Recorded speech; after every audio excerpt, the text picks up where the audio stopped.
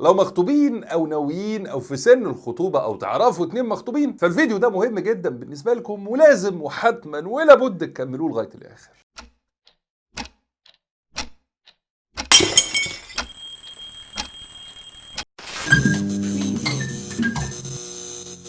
السلام عليكم ورحمة الله وبركاته حبايب قلبي، أهلا بكم. أول ما الاتنين يتخطبوا يتحولوا لأبو آدم وأم آدم، ده إن ما كانش الموضوع بادئ من بدري. ما علينا، المهم خلونا نرجع لموضوع الخطوبة. وتلاقي بقى في صور الخطوبة وفيديو الخطوبة ماسكين إيد بعض وحاضنها وبيلف بيها، حاجة آخر حب وجمال ورومانسية. وبعد الخطوبة ده بقى خطيبها بقى خلاص، فنخرج وندخل ونروح ونسافر ونتدلع ونمسك إيد بعض ونركب العربية سوا، وتلامس وحاجات تزيد أو تنقص حسب تربية الاتنين ومفهومهم عن الخطوبة. وتلاقيهم الاتنين ينزلوا بوستات من عينة لقد رزقني الله حبها، الحمد لله ربنا جمعني عليه، وحب مالي التايم لاين وحاجه ما يعلم بيها الا ربنا. وتخيل بقى اللي انت كاتب عنها لقد رزقني الله حبها وانت فاهم انها رزق من ربنا، انت بتغضب ربنا سبحانه وتعالى برزقه. ايه ده، هي الحاجات دي حرام؟ لا انت ما تعرفش، كل اللي ذكرناه ده حرام ولا يجوز. امال المفروض الخطوبه تبقى عامله ازاي؟ حق احمد خطيبك عليكي زي حق احمد الدليفري بتاع المكواجي اللي تحت البيت. اللي احمد المكواجي يقدر يعمله معاكي هو نفس اللي المفروض احمد خطيبك يعمله معاكي. يعني من الاخر ملوش حقوق اصلا. خطيبك هو راجل غريب عنك زيه زي اي حد غريب. الخطوبه ما هي الا وعد بالزواج، واحد جه وعجبنا دينه وخلقه، ده المفروض يعني فاخترناه وقلنا والله هو ده العريس المنتظر، ويا ابني والله احنا بنوعدك مش هنشوف غيرك وبنتنا ليك، لا اكثر ولا اقل. كل بقى العك والتفعيص اللي بيحصل في فتره الخطوبه ده لا يرضي الله سبحانه وتعالى. الله، امال هنتعرف على بعض ازاي؟ الموضوع بسيط وسهل. يا اهلا وسهلا بالعريس في البيت ومسموح له بالزيارات، بس خليك خفيف ولذيذ كده، ما تبقاش لازج وتقيل وكل شويه تنط له. زياره في الاسبوع يا سيدي كفايه. تخش البيت يا اهلا وسهلا في وجود المحرم وتقعد مع البنت وتتكلموا زي ما انتوا عايزين. والكلام ده حرام فيه كلام الحب والعشق والهيام ووحشتيني وما وحشتنيش، ولكن الحلال فيه ان احنا نتعرف على بعض الطباع والعادات والحاجات اللي بنحبها والحاجات اللي ما بنحبهاش، ونشوف ونقيم بالعقل. وخدوا بالكم من كلمه العقل دي، مهمه جدا عشان هنرجع لها كمان شويه. هل يا ترى العريس ده ينفع زوج؟ هل يا ترى البنت دي تنفع مراتي؟ لو كان الامر كذلك الحمد لله، وبنكمل في الخطوبه لغايه ما ربنا سبحانه وتعالى يكتب لنا الخير ونعقد، نكتب الكتاب ونعلي الجواب وكله يبقى تمام. والله مش مناسبه، مش مناسب، سلام عليكم وعليكم السلام.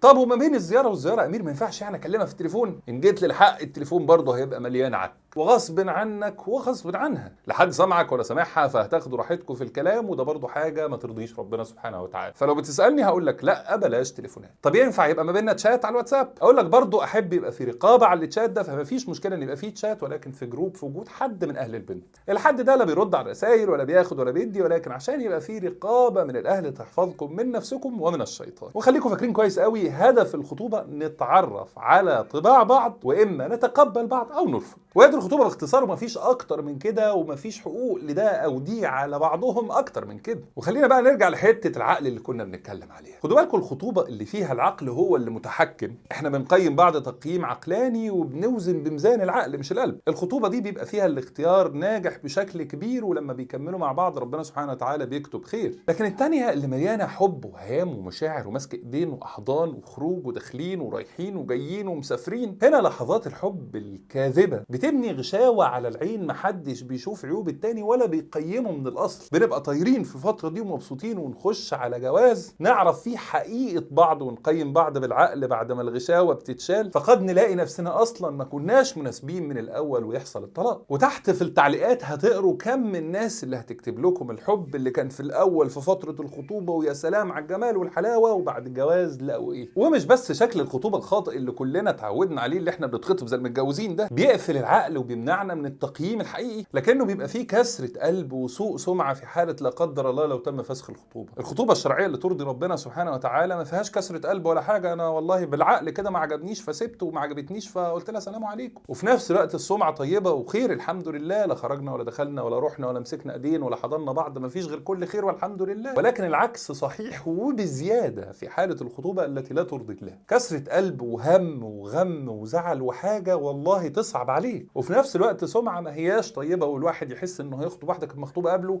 اللي هو لا دي انا اسف في الكلمه يعني استعمال.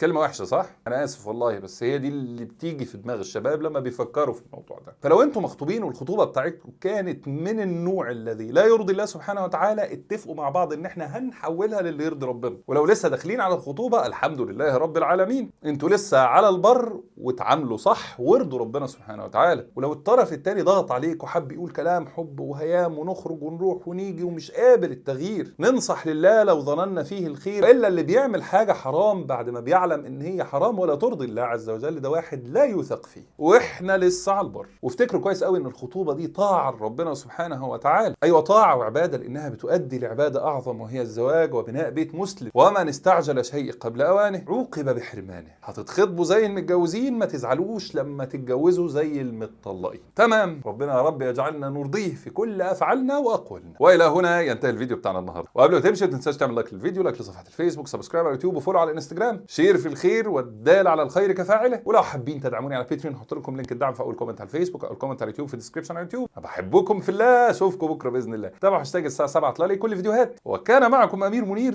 والسلام عليكم ورحمه الله وبركاته.